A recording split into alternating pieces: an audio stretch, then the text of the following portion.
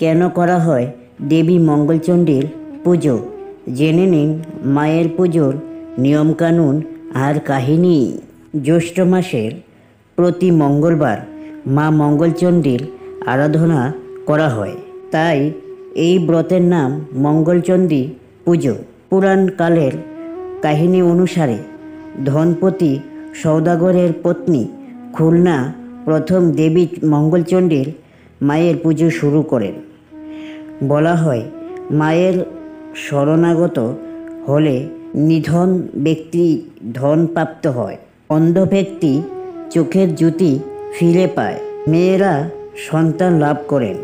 তাই সংসার জীবনে মা মঙ্গলচণ্ডীর আরাধনা একান্ত প্রয়োজন। মা মঙ্গলচণ্ডীর যে ছবি ফটো আমরা দেখতে পাই তাতে তিনি দ্বিভুজা, তার হাতে রয়েছে পদ্ম, তিনি পদ্মের উপরেই অসীম। মাতৃত্ব রূপ দেবীর মধ্যে প্রস্ফুটিত। ভবিষ্য পুরাণে মঙ্গলচণ্ডীর ব্রতের উল্লেখ রয়েছে। ব্রহ্মপুরী ব্রতর পুরাণ অনুসারে মা মঙ্গলচণ্ডী কেবল স্ত্রীলোকই দ্বারাই পূজিত হন। জ্যৈষ্ঠ মাসের প্রতি মঙ্গলবারই ব্রত পালন করতে হয়।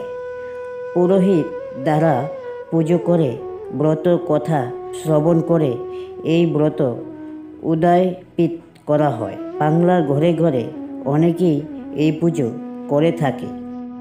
এই ব্রতে 17টি গোটা সুপারি, ধান, দুব্বা, ফল ফুল, বেলপাতা, পাকা আম, কাঁঠাল ও ইত্যাদি লাগে। মঙ্গলচণ্ডীর পুজোয় কাঁঠাল পাতায় দুব্বা, ঘাস, ধান, জব, মুগ, কলা রেখে চিলি বানিয়ে মা চণ্ডীকে প্রথমে নিবেদন করা হয়। পরে কলার মধ্যে সেই ধান জব পুরে গিলে খেতে হয়। এই দিন আমলা বাটা এবং হলুদ দিয়ে স্নান করানো হয় প্রথমে মাকে, তারপর 5 ফল দান করতে হয়। মা মঙ্গলচণ্ডীর ব্রত কথা। উজানিনগরে এক সৌদাগরের বাড়িতে এক বুড়ি ব্রাহ্মণী প্রখর রোদে দুপুরবেলা ভিক্ষা চাইতে এসেছিল। সৌদাগরের স্ত্রী তাকে ভিক্ষা দেয়, চাল এবং টাকা, কিন্তু তার কোনো পুত্র নেই। এই শুনে বুড়ি তার থেকে ভিক্ষা নেয় না, ভিক্ষা না নিয়ে চলে যায়। ভিক্ষা না নিয়ে চলে যাওয়ার সংসারে অকল্যাণ হবে বলে সৌদাগরের বউ কান্না ফেটে পড়লেন। তখন সৌদাগর খোঁজ করে সেই বুড়ির কাছে যায়। বুড়ি তার হাতে একটা ফুল দিয়ে বলেছিল যে তার বউ যদি ফুল ধোয়া জল খায় তাহলে সে পুত্র জননী হবে। সত্যি তাই হয়েছিল এবং সেই ছেলের নাম রাখা হলো জয়দেব। এবার সেই বুড়ি ব্রাহ্মণী আরেক সদাগরের বাড়িতে উপস্থিত ছিলেন। পুত্র সন্তান থাকলেও কন্যা সন্তান নেই, সেখানেও ভিক্ষা নিলেন না।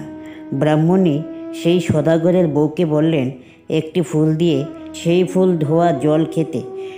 সেই ফুল ধোয়া জল খাওয়ায় তারও একটি কন্যা সন্তান হলো এবং তার নাম রাখা হলো জয়াবতী। জয়াবতী এবং জয়দেব পাশাপাশি 2টি গ্রামের বড় হাতে থাকে। তারা একসঙ্গে খেলে বেড়ায়। জয়দেবের পুজো অর্চনা এত ভক্তি নেই, কিন্তু জয়াবতীর এই ব্যাপারে খুব বিশ্বাসী ছিল। সে নিয়ম করে মা মঙ্গলচণ্ডীর পুজো করত। এরপরে জয়দেবের সঙ্গে জয়াবতীর বিয়ে হয়। জয়াবতীকে ব্রত পালন করতে দেখে জয়দেব জিজ্ঞাসা করে যে সে কি ব্রত পালন করেছে। জয়াবতী জানায় সে ব্রত পালন করলে নিধন ধন পায়, মরা মানুষ বেঁচে ওঠে, হারালে ফিরে পায়। হলো মা মঙ্গলচণ্ডীর ব্রত। জয়দেবের শ্বশুর বাড়ি নিয়ে যাওয়ার সময় জয়াবতীর সমস্ত গয়না ডাকাতে ভয়ে একটা পুঁটলিতে করে নদীর জলে ফেলে দিয়েছিল। জয়াবতীর বিশ্বাসকে পরীক্ষা করার জন্যেই এটা করেছিল। এরপর শ্বশুরবাড়িতে বৌভাতের দিন অতিথি আপ্যায়নের সময় নদীতে জল ফেলে মাছ ধরা হয়। এত বিশাল সেই মাছ সে যে কেউ নেই, তো বিশাল সেই মাছ যে কেউই সেই মাছ কাটতে পারছিল না। তখন ডাক পড়ে জয়াবতীর। সে মা মঙ্গলচণ্ডীকে স্মরণ করে বটি দিয়ে সেই মাছ কেটে ফেলে। অনায়াসে সেই মাছের পেট থেকে সেই গয়নার পুঁটলি পাওয়া গেছিল, যা জয়দেব জলে ফেলে দিয়েছিল। সেদিন থেকে জয়দেব দেবীর মাহাত্ম্য বুঝতে পেরেছিল। তবে দিকে দিকে ছড়িয়ে পড়েছিল মা মঙ্গলচণ্ডীর মাহাত্ম্য।